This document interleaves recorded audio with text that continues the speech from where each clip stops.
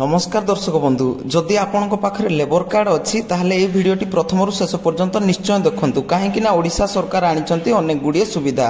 प्रथम सुविधाटी है प्रसूतिकालीन सहायता राशि। जदि आपण पाखरे लेबर कार्ड अच्छी एवं आपण घरे नवजात शिशु जन्म होची तेबे आपण को मिलिबो 10,000 टंका।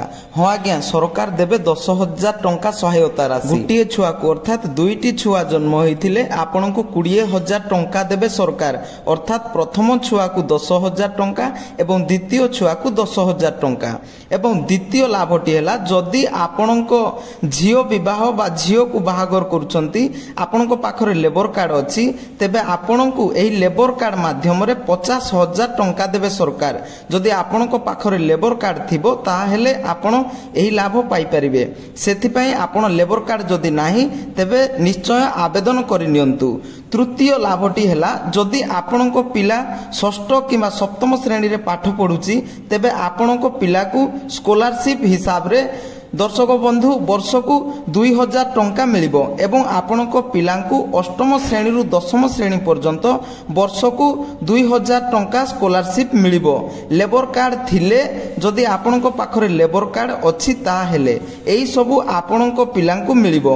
एवं जेतेबेले आपण पिला +2 बा +3 पढ़िबे सेतेबेले वर्ष को 4,000 टंका लेखाए। एवं चतुर्थ लाभटी है मृत्युकालीन सहायता राशि। स्वाभाविक मृत्युकालीन सहायता राशि पूर्वर 2 लाख टंका मिलुथिला हेले एबे नुआ सरकार जे कि मोहन सरकार आसिला परे एही राशि को वृद्धि करिसंती। एबे स्वाभाविक मृत्युकालीन सहायता राशि 2 लाख रु 3 लाख टंका को वृद्धि करि जाइछंती। जदि आपण पाखरे लेबर कार्ड अच्छी हेले आपण को 3 लाख टंका मृत्युकालीन सहायता राशि मिलिबो। दुर्घटना जनित मृत्युकालीन सहायता राशि मध्य वृद्धि करिसंती मोहन सरकार।